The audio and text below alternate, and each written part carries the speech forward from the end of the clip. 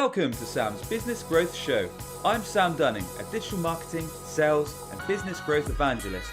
Tune in and subscribe today as I'll be interviewing business leaders, experts and entrepreneurs from around the globe. You'll be learning their story, how digital marketing has helped them along the way, and exclusive tips and insights to help you skyrocket your own business.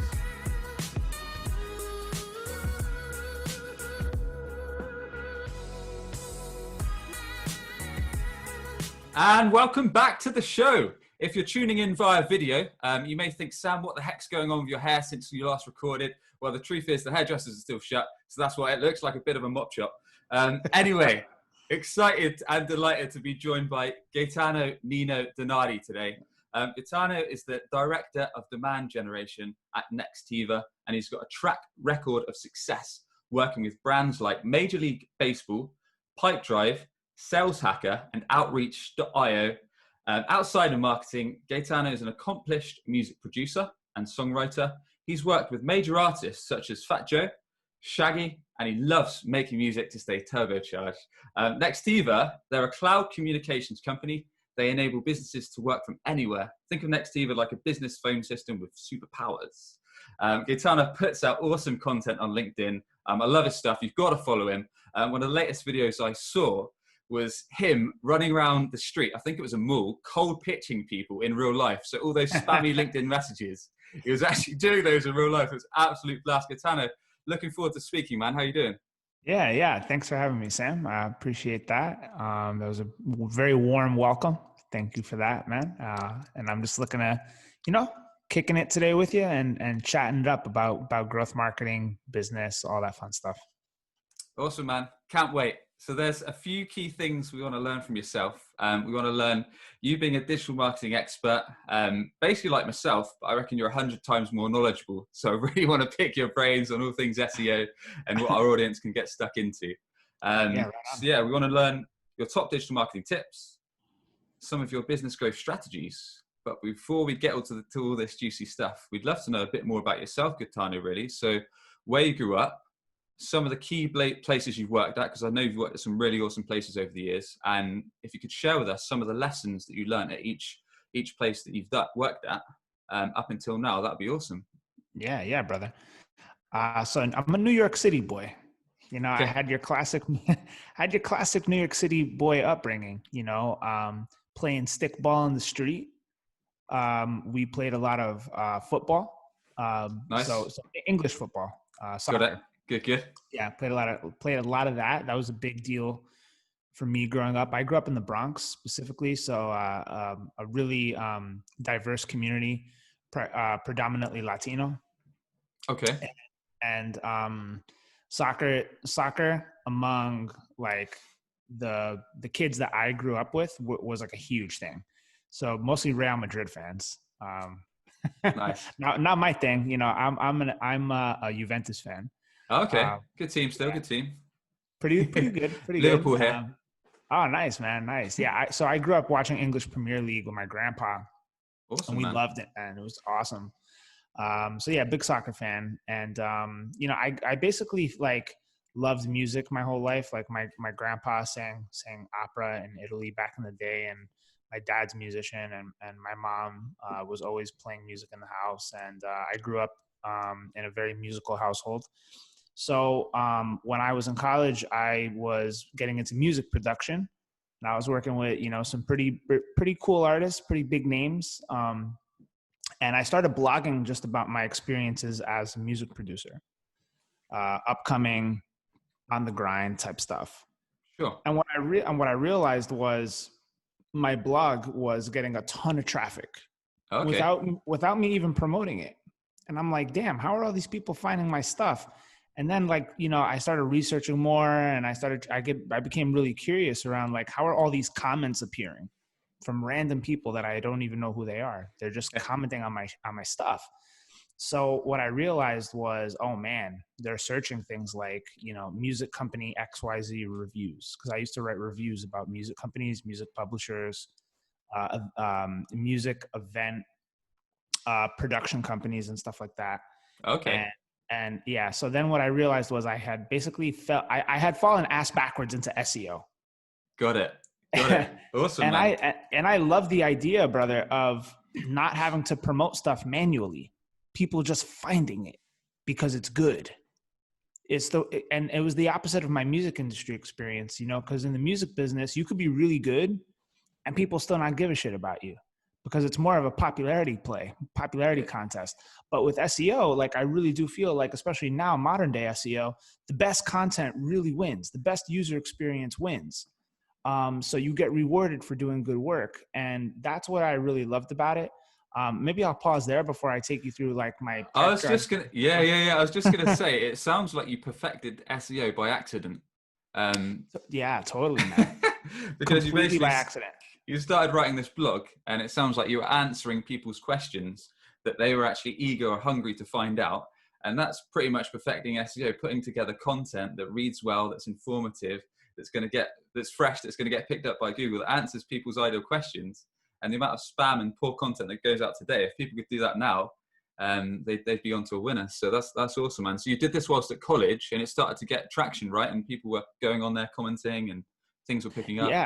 Yeah, exactly. So, dude, it all just kind of happened like naturally too. And I realized like, wow, if you really just find out that what are the questions that people need the answers to, and you produce that in an honest and genuine way, you're going to win. And the thing that I really, that connected the dots, you know, today to back then was I had the experience of a music producer. I was actually a music producer talking about the shit that music producers go through.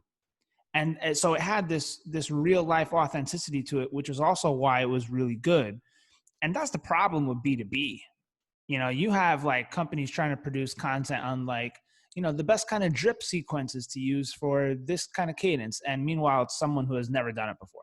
They're just recycling other people's information. So if you think of it in terms of like email, they're just forwarding other information. They're forwarding an email. That's all they're doing. They're not writing the email. They're just forwarding an existing email. So, you know, I think that's the difference nowadays, is that a lot of companies that are producing B2B content, they don't actually have the experience doing the thing that they're producing. And therefore it's harder to have that authenticity and genuine voice behind what they're writing about, what they're creating. But, you know, I figured it out long ago. I was doing this back in 2010. So I figured it out long ago that if you write from experience and you create the best possible content, you're going to win.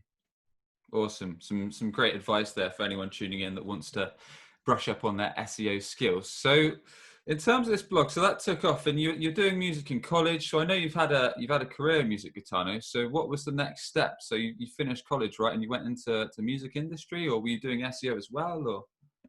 Yeah. So when I was in college, man, I wasn't doing any SEO yet. I actually was on track to become like a user experience designer, a graphical designer. Yeah. I really wanted to be a creative director.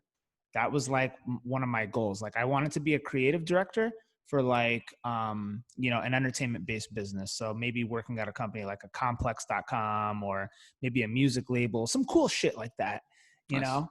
And what I ultimately realized was, you know, damn, man, I have no connections. Like I have some connections in the business, but like in terms of like getting a job at like a music company, or getting a job at like one of those, you know, those cool companies, so to speak, you got to be really plugged in. It's very political. So I also graduated during a time when the U.S. was in very high turmoil because of the financial meltdown. So there actually weren't that many opportunities available. So I was still doing like music production, and I was working in music studios. So I had a master's degree, and I couldn't get a job. So I was doing like, you know, work that I was overqualified for essentially. But, you know, I ended up applying to an SEO agency in New York, and I had gotten the job. And my test project was to present the marketing strategy behind my music career. That was the the job. Yeah. So I did that, and it went well. And then I got thrown right into the deep end straight away. I was working with, you know, Trojan Condoms was like my first client project. Wow. Okay. First response pregnancy testing kit. So I had to do like keyword research on all that stuff, and like Trojan condoms wanted to rank for some like crazy terms. And then I was working with Major League Baseball, of course. That was like a year-long project where I was doing all sorts of insane work on like mobile optimization and fixing vanity domain problems and writing title tags and meta descriptions for like all their team pages in English and Spanish, like doing really in-depth stuff, like, early Yeah, on. just want to Yeah. jump in. So that was quite a leap. So you said you left college, you're struggling to get a job, but then you managed to land this SEO company, and you're working with some Yeah. really high profile clients by the sounds of it. So I've not heard of Trojan condoms, but I'm sure they're a big brand in the US. Major League Baseball, of course, I've heard of. Yeah. So I'm sure there's some lessons and lessons you could definitely share with us in terms of how you landed that job, how you managed to work with these real high-end, big balling clients. Yeah. So the guy that I worked with was this guy named Mike King, Okay. and he's like a SEO celebrity, and rightfully so. He's one of the top, I would say, in the world. And I started to, so when I realized that I was getting good at SEO by accident, I started following SEO blogs, and I noticed him as a contributor to like all the big ones, and he would come up all the time, and I loved the shit that he would write about. So I actually researched him on LinkedIn, found him, and I sent him a cold DM, and I said, dude, I want to work. I want to work with you. I want to work for you. Like, I don't know what I have to do. Like, and then I was reading his story more. He also was in the music business back in the day.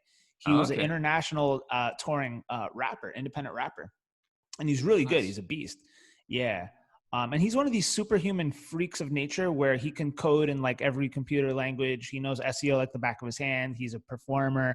He's a great writer. He's a great speaker. Like, he's just a freak of nature type of person. Like, he's too good at stuff for, like, that's the best way I could put it. Yeah, we all know someone like that. They're annoying, but good. Yeah, Really yeah, good. yeah. He's exactly like, he's just a next level type of person. So I learned like from the best, like straight away.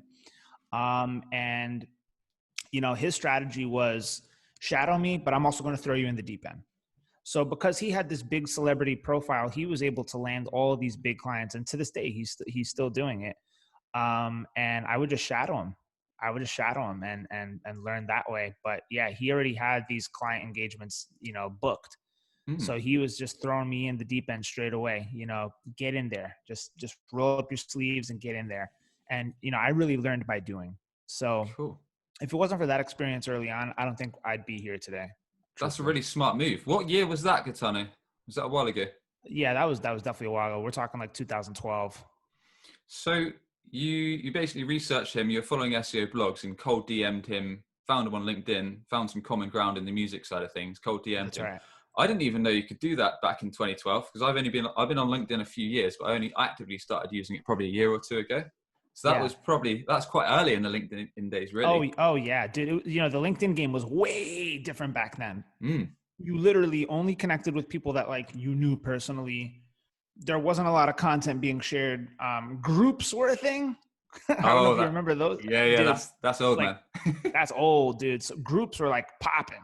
Like, groups Yeah, were like, they weren't spam factories yet. Like, there were actual. nice. I think what LinkedIn figured out was, let's take what's happening in groups and just move it to the feed, and it Okay. worked. So I think, yeah, but LinkedIn back in that time was kind of graveyardish. Like, you would only connect with people you knew personally, and like there wasn't a lot of like engagement like there is today. It was way different. Got it. Okay. So just before we carry on there, when you were in your intro, you said you worked with some major music artists like Fat Joe, Shaggy, many more. Was that all whilst you were in college, or was that after this SEO gig, or have you missed a bit? Yeah. So you know what? It continued in. So it started I in college, see. and then so yeah. So while I was working at an SEO company, all the way up until today, I still do this. Oh, Um, cool. I was producing records and doing mixing and mastering and engineering and stuff like that. I also play the guitar, so like that's how I got to work with Shaggy, because he was looking for a studio musician to come through and play some guitar on some tracks. And through a lot of favors I had done for this one engineer, he had hit me up and made the connect for me. He's like, yo, man, I got a great opportunity. Shaggy's looking to work with someone. The only catch is that you got to go to his house, because his studio is at his house and that's where he works. So you're going to go to Shaggy's house. Sounds like a good catch. I'm like, damn, that's pretty sweet. So yeah, I went to Shaggy's house, and Shaggy's one of those guys that just, he likes to work. Like I showed up, I remember like I showed up at like 10 o'clock at night, didn't go home till like 7 a.m. And like Whoa. 7 a.m. he was still like fully energized. He's like, yeah, I got to keep going. I got to keep going. Like a guy who's that successful, that feels like I'm at the bottom. And that was really amazing to see. Sounds like quite a humbling experience. Oh, right on, brother. Yeah. Awesome, dude. So going back to your story, we took a bit of a sidetrack there, but that's awesome you worked with Shaggy. So you shadowed this guy at an SEO company. You did that for some time, then he eventually gave you a job. Is that what happened, or was it slightly different? So he gave me a job straight away. Oh, So nice. Okay. yeah, he gave me a job straight away. But like my first like 6 months on the job was really just like shadow. And I was like this, by the way, the agency was really small. I was the second person hired. Oh, wow. So real startup, yeah. Yeah, real startup. Yeah, like the first 6 months I was sitting on a box in a WeWork. Like that's how it went. Yeah, I've been there. And this, yeah, I think a lot of us have been there. So it was me, Mike, and this other guy, Richard, who's now a Deloitte consultant, and he's another brilliant guy. So I worked with like two really, really smart people, like straight off the bat. And I think like I created a lot of good work habits during that time. Like I would never hit up my manager, Mike. I would never hit him up unless like I exhausted every other avenue of research, like Google, books, tutorials. Okay, I'm stuck. I need help. And then I would hit him up. But, fast forward to today where I'm managing a lot of people. That's the same expectation I have with them. Like, don't come to me unless you really are stuck. Like, don't come to me for every little problem because, I can't handhold you and babysit you. But in any case, I was there for some time. And then what I realized was I got really good at SEO really fast. Okay. Like in 2 years, I had learned more about SEO and at a really advanced level than most SEOs would learn in 5 years at like a big company. Wow. And how would you say, what was the secret that enabled you to do that so fast? So it's just the nature of agency work. So when you're doing like website audits over and over and over, like I've probably done, man, in that time, I probably had done like 50 or 60 different website audits of all different types of websites. We're talking e-commerce sites that are millions of pages deep, SaaS websites that are like 2,000 pages. I've kind of done it all. B2C, B2B, I've done real estate, dental, diamond, jewelry, SaaS, of course. Like I've done a lot.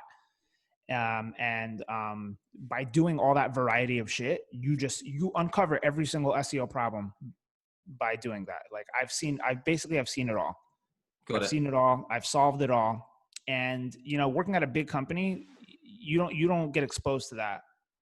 And the other thing was I had to explain all these problems to clients and then to work through the problems with them and how to solve them. So, I'd be working on 4 or 5 different client accounts at a time, doing various tasks like optimizing landing pages, doing keyword research, creating keyword portfolios, doing link buildings, technical issues, right? All this sort of stuff. And in 2 years of doing that at a high level, you just zoom to the top, dude, in terms of like your chops. I know what you mean, man. The saw.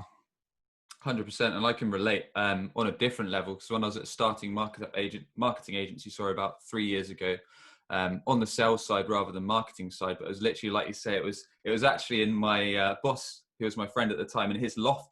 So we were there on 2 tiny desks that we just purchased. I was basically a one-man band doing everything. So I was doing cold calling to generating clients. I was doing client account management. I was basically doing wireframes for websites. I was putting together data lists. I was doing everything end-to-end sales and marketing because we had no inbound leads for about 6 months. But that's a whole nother story. But that's how I can relate. So awesome, nice. Man. So you picked up SEO really fast. You guys landed some really good clients by the sounds of it. You're working with some big names. How was it managing those clients? Was it hard work? Was it easy? I think like there were certain clients that were more high touch, high maintenance, more hands-on than others. Like I remember Major League Baseball, they were actually super easy to work with because they understood SEO. And they like, those people who just quote unquote get it, like boom, they just get it. You don't have to really, spend a lot of time explaining shit. That's how it was working with Major League Baseball. They had like a really smart SEO team. I think they just were at like capacity with certain things and needed some additional technical expertise. But then on the flip side of that, you know, I worked with like a couple of CRM companies who Yep. were like clueless. And like with those ones, you got to really hold their Yes. hand. Like, so wait, how does link building work? How do you get Yeah. links? Like, Oh, dude. you know, yeah. So when you're dealing with that, it's like, oof, you know, but It's you always know, fun when you're dealing with marketing managers and they're just questioning everything you say on SEO. It's like, are you really a marketing manager? Really? yeah, dude. Yeah, for sure. Exactly. So it makes you wonder too, like, damn, like how do these people get jobs and like, what do they do all day? You know? And I feel like the bigger the company is, the more you wonder like, what the hell is going on in that company? But, Yeah, that's a whole nother story. Okay, man. So, and in terms of yeah. landing those clients, were you involved in that? Because it sounded like it was quite a small company, or was that a different department, or did they come inbound for your own SEO? Or So I had nothing to do with earning those clients. So, no, fair enough. yeah. So Mike, the managing director of iPull Rank, that's the name of the agency, by the way. Cool. He was and still is a major circuit speaker. So Got he it. speaks at all the major SEO conferences, you know, MozCon, PubCon, HubSpot's Inbound, you name it, he's done it, and he does them regularly. And just that level of visibility, people are just gonna hit you up. You know, when Search Love, all these like really good SEO conferences, SMX East, SMX West, all that. He's all over it. So he got all the client work by doing speaking engagements at big conferences. Nice, man. And are Yeah. any other lessons in terms of business or digital marketing that you can share with us before we move on to the next place you worked at? I mean, with this one, I'll close it out by just saying like, it was the hardest. It was the hardest, like easy job that I'd never want to do again. Because the thing about client work is, you know, you're not really all the way responsible for the end result. I mean, you know, they rely on you and you walk them through problems and stuff. But at the end of the day, who's got to do that work to get the traffic up? They've got to implement the recommendations. And you only understand this when you go in-house yourself, because then you're really accountable. Then it's really, you can't just do the audit and say, okay, here's what we have to do. Then you got to go do it. So that was the next thing that I learned at basically Pipedrive, which is the next Cool. software company I was at from going from the agency. I like the point you've just raised. Before we move on to Pipedrive, awesome company. Have you got any tips for anyone tuning in? Because I'm sure it doesn't really matter what industry you're in. Getting customers or your own clients to implement things that you've recommended. So in your case, SEO, search engine optimization techniques. Any tips, any secrets on how we can get them to do that? Because I know sometimes it's just like feels like an endless cycle of chasing people on email, on call. Please, can you do this update because it's hindering our work? We're not going to see results. We're not going to see progress until you do this on your website, until you do this, whatever it may be. Yeah, We've all been there. that. You know what I usually do? I remember the trick. I used to have one trick. It used to work really well. I'd be like, you know, for like a certain key, like let's say there's like an important keyword that like, you know, they want to rank for. What I'd do is I'd remind them of how their competitors are outranking them. So I'd just send them a screenshot of like, hey, you guys are, you know, at the bottom of page 1, look at your number one enemy right at the top. I How like do you it. feel about that? Like, we should start making some moves. Like, just doing, like, showing them the competition, crushing them is always the best way to get them to open their eye and say, damn, he's right. We've got to get this going. Love that. Love that. That's definitely going to Yeah. give him a kick up the arse and Oh, get, yeah. get it in gear. Cool, man. All right. So Pipedrive next up. How did that come about? Did they approach you, or is something you realized it was time to move? Yeah. So I kind of got tired of the agency grind. Like, I was like just in this cycle of auditing. And I kind of started to feel like I wanted to be the person responsible for seeing the end result all the way through. So I had a feeling that it was time to move on. And I just put a couple of applications out there. I went into my network and saw, you know, who was hiring for what. And I also saw that Pipedrive, the hiring manager at Pipedrive for this SEO role was a former consultant that I had worked with in the past. Oh, okay. Cool. Yeah. That helps. So I had to connect there. So I saw they were hiring for an SEO leader. I knew the hiring manager. Pipedrive was based in New York. I had experience doing SEO work for Pipedrive competitors. So it just made a lot of sense, and it was a no-brainer. I mean, by the time I initiated that conversation with the hiring manager to the time I got hired, it was a really short process. Like, it happened really fast. They were like really excited about just bringing me on. So it happened within, I would say, about a week and a half. Like, it was a done deal. Cool. And then I went from 2 years of agency grinding to my first in-house SEO role, man, and then it was off to the races from there. How was that transition moving from client work to, I guess you were just working on Pipedrive rankings. And for anyone that doesn't know what Pipedrive is, it's basically a sales-based CRM, customer relationship management system, to help you manage your leads and effectively manage your pipeline and get more deals done. That's right. Yeah, that's right. So Pipedrive was cool, man. I really loved working there. The people were really smart. So one thing a lot of people don't know is that it was a company that started in a place called Estonia. Oh, really? Which, in Europe? Okay. which is like a small little European country. It's also the birthplace of companies like Skype. Didn't know that. Okay, Yeah, interesting. yeah. So some major companies have actually come out of Estonia, and it's becoming like an Eastern European tech hub. And it's a cool country. I've been there probably like 12 times. So like whenever people ask me like, what's the most random fact about you? It's like, yeah, I've been to Estonia 12 times. They're like, what the hell is that? What's it like out there? I've actually meant to be going to a stag do there soon. Oh, really? Dude, so it's cool. It's very kind of it's hip, it's happening. Like, it's kind of a trendy country now. Like, you're starting to see a lot of digital nomads going there and stuff like that. A lot of tech companies getting started. Cool. And the one thing I think I was most surprised about when I went there was the fact that it could be 1 o'clock in the morning and the sun could still be up.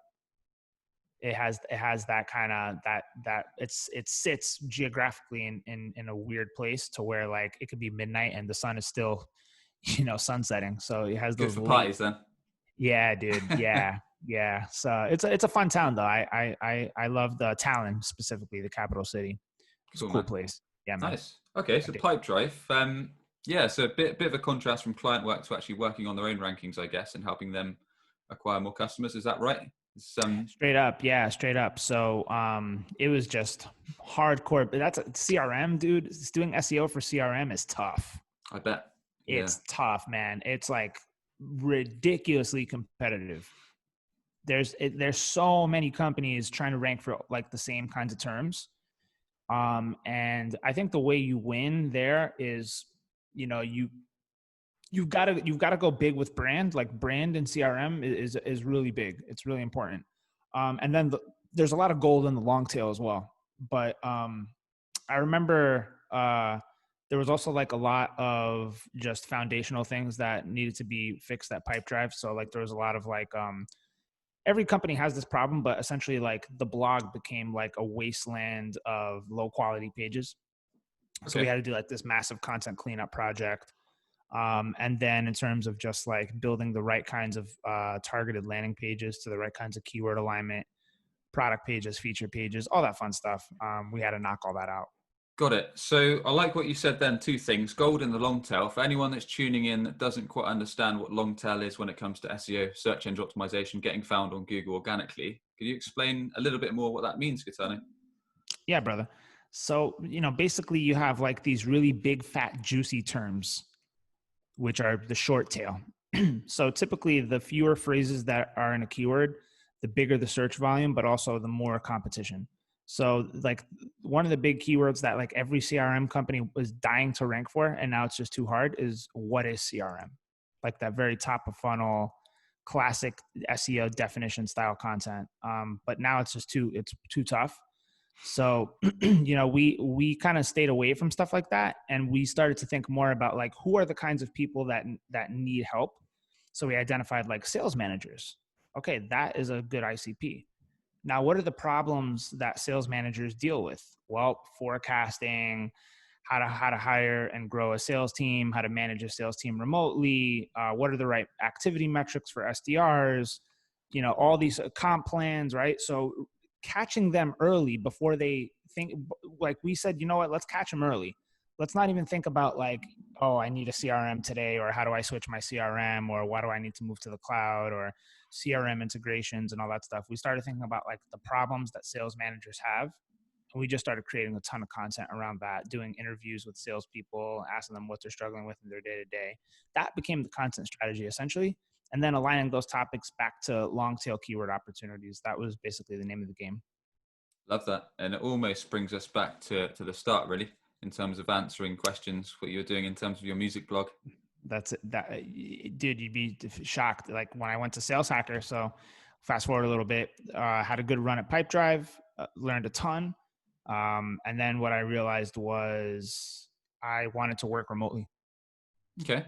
I wanted to work remotely, and How come? I left because I was just getting tired of the New York City grind, like getting on the subway, getting on the metro, like, 3 hours a day commuting was the train traffic. I used to live That's uptown tough. in the Bronx. Yeah. And Pipedrive was like downtown. So I just kind of got tired of just like that grind. And then the other thing I didn't like was I found office life to be quite distracting. Like I realized how much time was just wasted in an office, people playing ping pong, distractions, all that kind of stuff.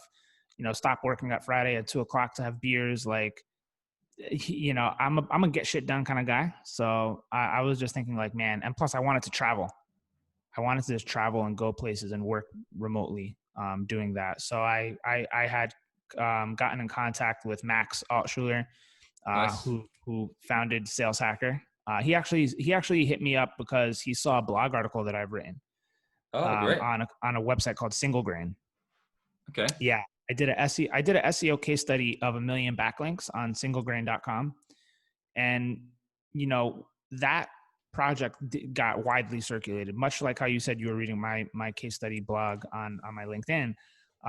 That's the thing people don't understand about blogging is like, you can get career opportunities because someone saw something you wrote and was really impressed by it. And that's exactly what happened with Sales Hacker. Max was looking for someone to lead growth. The big value prop was remote work. I wouldn't have to commute anymore. And I could Sweet. go to places like Hawaii if I wanted to, which I did. I spent a month in Hawaii just working remotely. It was the shit. Oh, man, that sounds sweet. Yeah, dude, it was sweet. It was sweet. It was my first time in Hawaii. I was like, man, I always wanted to go to Hawaii. And I know like all these people go there on like their honeymoons and stuff, but like, I'm a young single chap. Let me just get out there and just experience it. And man, it was awesome. Like I can't wait to go back someday. Nice, But man. Was that yeah, with the rest of the Sales Hacker team, or? so it was 100% remote company. Got it. Yeah. But I mean, when you went to Hawaii, was that with the rest of the guys? Like it was kind of a thing? No, I just went solo. Oh, fair play. Nice. Yeah, I just You went carried straight on up. So working. Got it. yeah, you know what it was? I living in New York City, like your feet don't touch soil. It's a concrete jungle, man. So, you don't get exposed to nature. And I'm like, man, I just want to go somewhere like, where's the most natural, beautiful place I can go in the US? And like, I could have went to Florida, but it's like everyone goes there. And plus I live here now. So I'm like, let me just go somewhere wild. And like, they've got direct flights from JFK to Honolulu. No brainer. So I was Nice, out. man. I just went. It's funny you should mention that. My girlfriend, or my fiance rather, wants to go Hawaii. She wanted to go to our honeymoon, but it's an 11-hour flight from the UK, and we've brutal. just had a baby, so I don't think it's going to go down too well. We might have to wait a few years for that one. But no, Yeah. that's awesome, man. Yeah. When your baby gets a little older, you should do it though. Definitely on the bucket list. That's for sure. Cool. Right on. So, Sales Hacker, this was a unique thing for you then, working remotely. Tell us a bit more about the transition. Tell us a bit more about some of the lessons that you learned in terms of business, in terms of marketing, Gaetano, from there. Yeah. So the one thing I learned pretty fast at Sales Hacker was, and I should have done this at Pipedrive, the first thing I did when I got into Sales Hacker was just interview customers and interview members of the community. Got it. And if I would have done that at Pipedrive, I probably would have gotten up to speed a lot faster. I think with Pipedrive, I just kind of rushed into tactics, which wasn't necessarily a bad move, but if I could do it over, I probably would have spent like a week talking to customers and listening to sales calls. And that's what I did at Sales Hacker. And that was pretty eye-opening because it basically told me the strategy of what we have to do from a website experience standpoint, from a content strategy standpoint, from a paid ad standpoint, all that stuff. Like I understood it so much better just because I spent that first week talking to people in the business.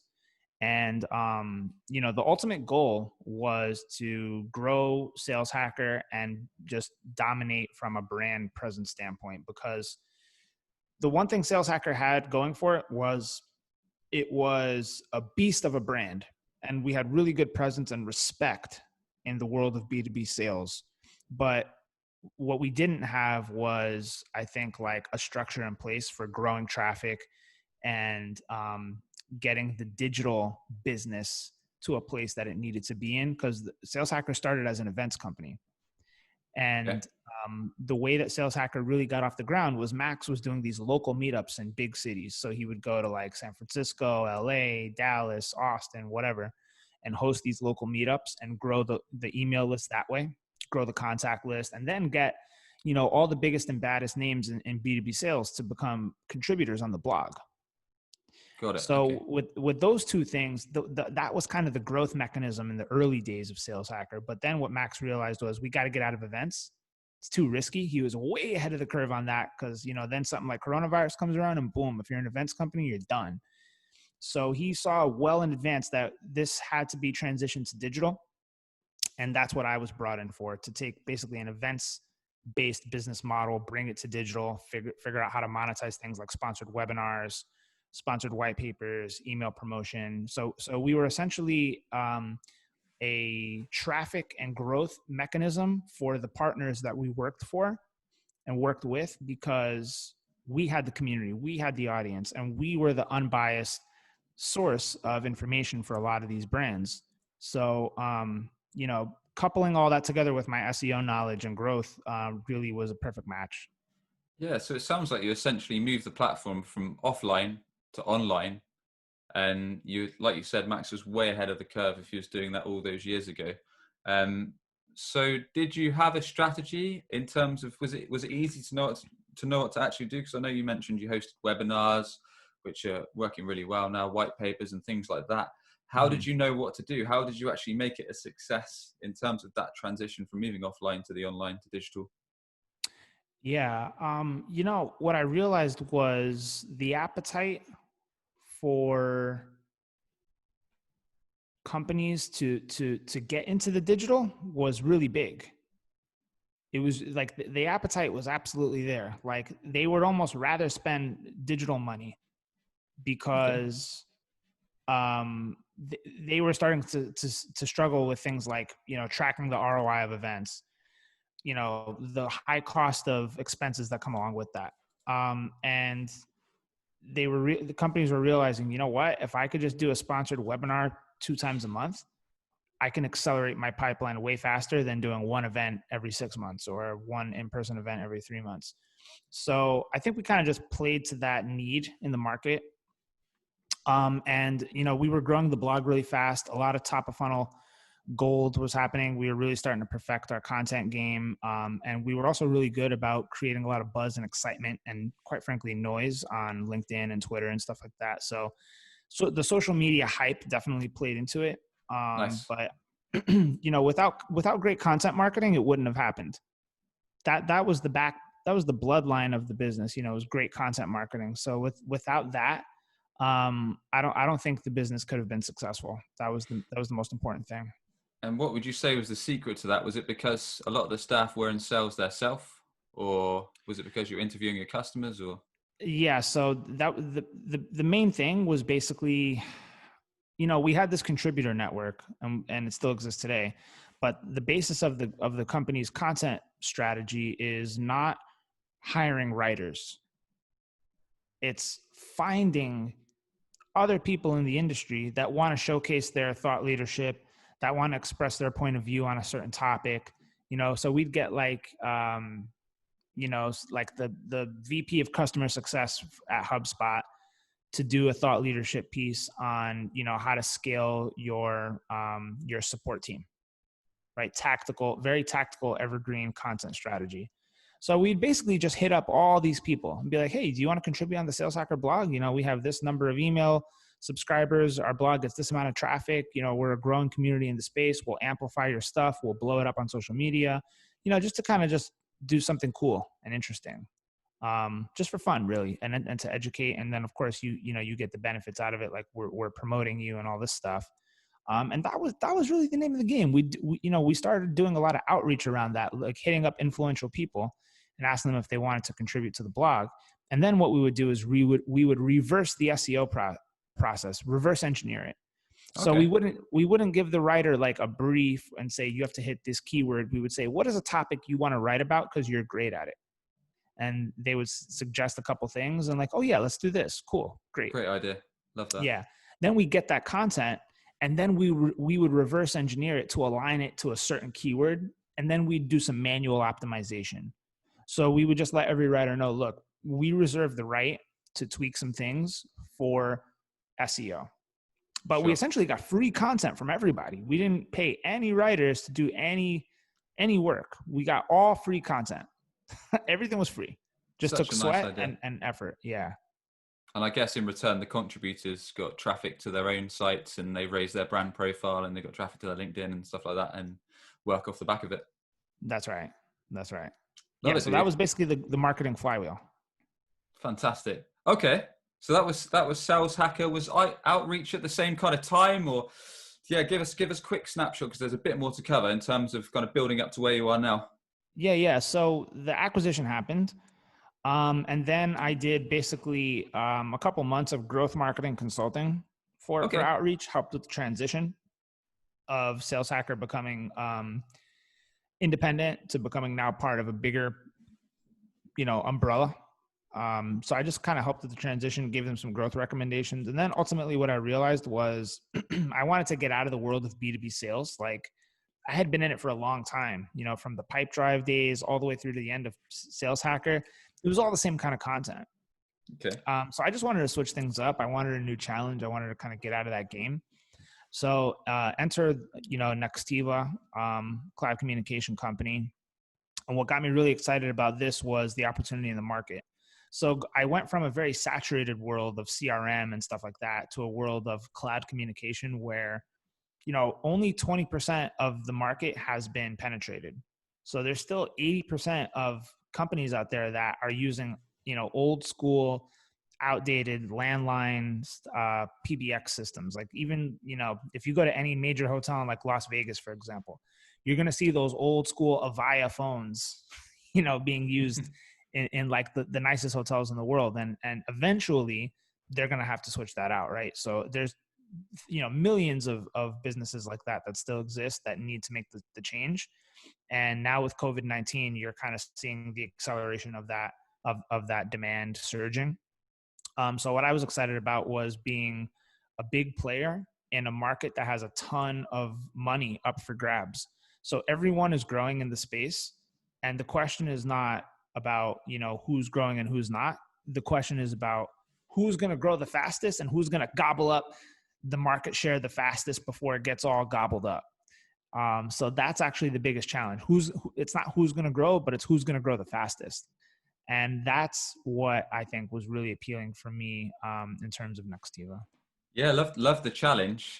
Just quickly, what are some of the strategies that you've put in place to make that happen? Is it mainly an SEO foundation, or is there a few other channels that we've perhaps not touched on so much? Yeah, man. You know, it really comes down to a couple of channels. One is definitely for sure SEO, very important in this industry. And that's the other thing too. Like, I won't work in industries where SEO isn't a big opportunity. You know, I'm not going to work for some obscure, you know, medical device company that has no search volume around the business, because, you know, why waste my strength? You know, why go work somewhere where I'm not going to be able to maximize my value? So I purposely lend preference toward industries that have big SEO opportunity, big search opportunity in general, paid and organic search. Got it. So PPC, definitely a huge thing in the world of cloud communication. Very, very competitive. And also like review sites and affiliate strategies are a big deal. So Interesting. Okay. Yeah. So the way that Google kind of has shifted the game a little bit is you know, you used to be able to rank for things like business VoIP, huge keyword. You can't now because, you know, the website's doing top 10 best business VoIP companies, top 10 best this, you know, top 10 best that. They are the ones that are winning now because Google understands the way shoppers want to buy. And shoppers want to see a big selection of choices, and they want to see peer reviews. They want to see ratings.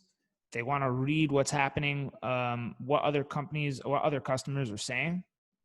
And they want to be able to compare comparison points of features and cost and all this stuff. So true. And yeah, so if you're a vendor website, that kind of cuts you out of the picture, because if you think about it, it wouldn't really be fair for a vendor company to rank number one for a term like business VoIP, because it's just going to be one choice, right? And shoppers want to see lots of choices, and in highly competitive markets like cloud communication, that's just the way it goes. Got it. So it sounds quite a challenge. I guess you had to look at more niche-based search terms to get your foot in the door. Yeah, you do. Yeah, you got to. So like I said, with Pipedrive, the gold is in the long tail. Same exists here. Finding those problems that shoppers might have. You know, how many phone lines do I need for my business? How much should a business VoIP system cost? All those kinds of things. Such a great tip, though. Yeah. Integrations, like all that stuff. Like if you build content around that, you're going to do well. Yeah. So that's it for anyone tuning in that wants to get to grips with SEO. Start talking to your customers, start talking to your sales team, understand the problems that your buyers face. So let's say the top 5, the top 10 common objections or common problems that are coming to your sales team or coming to you if you own the business each and every day, and put together content around it. Build a content strategy, whether it's content on your information pages, on your website, your blog, even your LinkedIn posts. That's it. Totally. Yeah. All the way to the ads as well. You know, we use words in the ads that we hear customers say. You know what I mean? We use trigger words that we hear them say all the time.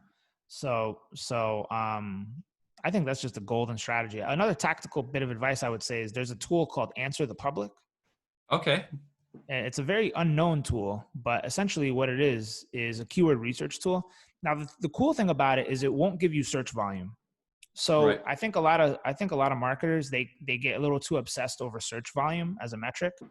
You shouldn't care about that as much. Yes, it's important, but what I like about Answer the Public is you could put a term in there like marketing automation software, and it'll spit back at you question-based ideas.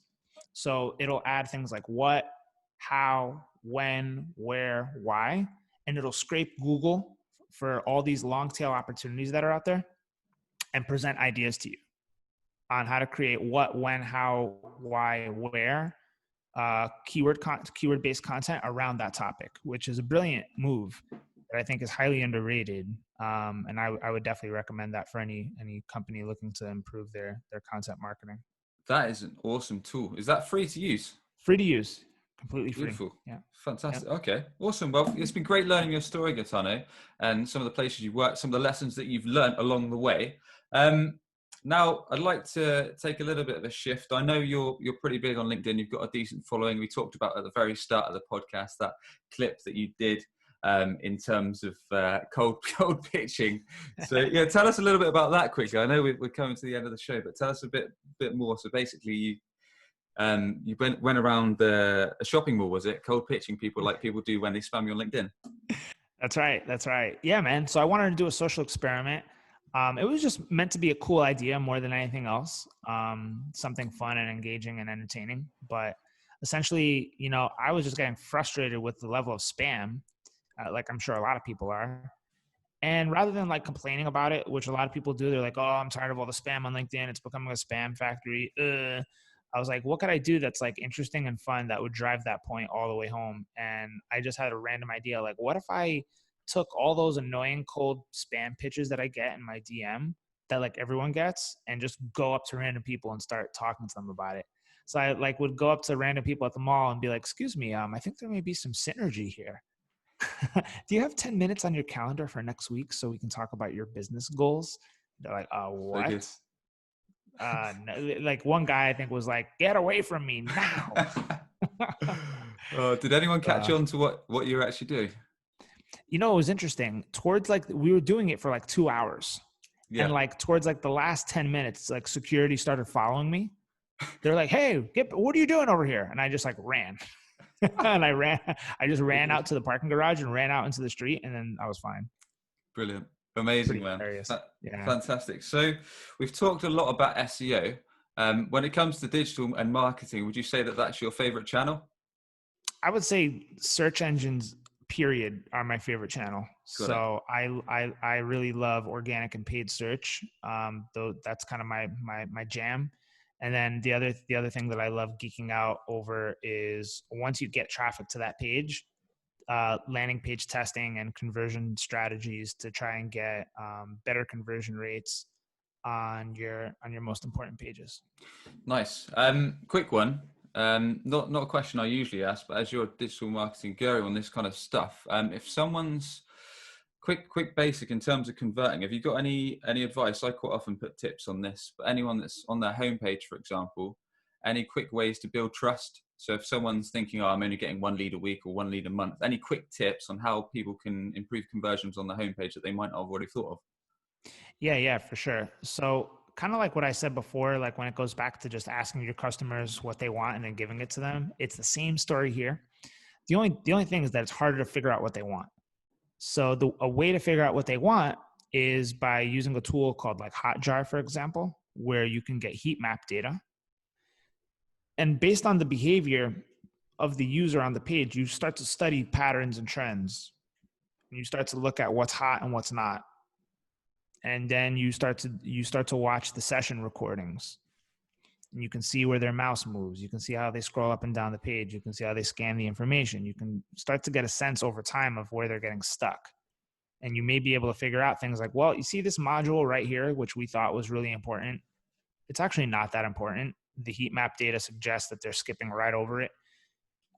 If you have pricing at the bottom of the page and you have a bunch of other content like in the middle and they're just skipping over the middle content going right down to the pricing, what does that tell you? Well, you got to move pricing up, right? Like that kind of thing.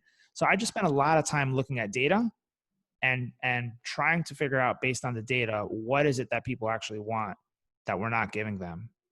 And then just coming up with like different versions of pages and really just always testing, man. Like that's what it comes down to. Like no one really has the right answers. Every traffic type is different. Every audience is different. Every shopper is different. True. And what may work in one industry may not work in another. That's it. So No. it really just comes down to using tools like Hotjar and seeing what's working and what's not, coming up with new variations of pages and just running them against each other continuously until you find like a really good version that converts better than all the rest. Love it. That's And what it comes down to. definitely, Hotjar's a really good tool. We use it here at WebChoice for some of our client sites, and I think they've even got a free trial, right? So you can do like a 15 So or they've 30 got a completely free version. Oh, I cool. think it's freemium. Yeah, I think it's a freemium play. And then once you get maxed out, I think you got to start paying for it. But totally worth the whatever they charge. It's the one thing I was surprised about with Hotjar is how low it costs. I think it's like $50 a month or something like that. Like that's pretty damn good. Like the value you get for $50 a month is like insane on that. So yeah, I would totally recommend it. Definitely, man. So if you're curious about how people are interacting with your site, perhaps not getting as many conversions, as many leads or sales as you think you should be, install Hotjar, free tool, and start looking at the data, or get your web developer to do it, and and start enjoying the rewards. Cool, man. Right Just on. before we wrap things up, I know you've got a decent following on LinkedIn, Gaetano. I know your posts get really good engagement. You put out some really quirky stuff like the video we just talked about and all sorts of other things. Any tips for people that want to build up their LinkedIn engagement on how they can do that? Yeah, brother. I would say just, be yourself. I know it sounds fluffy and cliche, but like, for example, the last video I posted was a video of me playing the guitar and doing a song in Spanish, And what I've come to realize is, is it likely that your customers and the people that will buy from you and the people that want to do business with you, that they probably like the same things that you like? Yeah, they actually do. A lot of people love music. A lot of people love soccer. So when you talk about these non-businessy topics that are highly relatable, you show your human side, you show your vulnerability, and you stand out because unfortunately what's happening now with LinkedIn is everyone's talking about like the same kinds of stuff. So it can come across quite robotic, quite formulaic, quite cookie cutter. So I would say don't be afraid to jump out over the ledge a little bit, and don't feel like you have to be boxed in and always talk about growth marketing or B2B sales, like metrics and all the, the geek stuff. You can switch it up a little bit and still be highly relatable and stand out from the crowd a bit more. Awesome, dude. Really sound advice. Love that. Right, Gaetano, if you could thank just one person, either dead or alive, for having positive influence on yourself and your career, who would that be and why? Oh, that's a good one. My grandma. Grandma was a really strong woman. She had cancer for 15 years, fought through it, raised me and my younger brothers. She was the head chef of an Italian restaurant in New York, family-owned business. And, I grew up in the restaurant with my grandma cooking. And, I was 12 years old, slicing up the mozzarella cheese, you know what I mean? So that sounds so fun. it was that kind of upbringing that I had. That I was really close to grandma. And, with that, she total saint. And, without her, definitely wouldn't be, what I'm doing today. That's lovely, man. Well, everyone, you've been tuning into Sam's Business Growth Show, where we sit down with business leaders, experts, and entrepreneurs from around the globe. We find out their story, how digital marketing has helped along the way, and their exclusive tips and insights to help you skyrocket your business. Gaetano, tell us a bit more about the best way people can get in touch with yourself, how they can connect with you, and how we can learn more. Yeah, appreciate that, Sam. So just go follow my podcast. It's the Musicians in Tech podcast. So we are basically connecting business leaders and musicians worldwide. We interview music executives, music producers, all that kind of stuff. If you want to find out specifically about me, just hit me up on LinkedIn. Go to Gaetano Nino DiNardi and you can find me there. Awesome, dude. Thanks very much for coming on. Thanks, brother. Appreciate you having me. Are you tired of constantly hunting for new customers? You could be missing out on regular inbound opportunities, all because your website isn't on the first page of Google. Perhaps you're already spending lots of money on advertising, but your website is failing to convert all of your hard-earned visitors into a consistent flow of new customers. If you'd like to learn more about our unusual approach that brings ideal clients straight to you, connect with Sam Dunning on LinkedIn or book a free 20-minute consultation via webchoiceuk.com. That's webchoiceuk.com. Subscribe today for more digital marketing, sales, and business growth tips from the experts.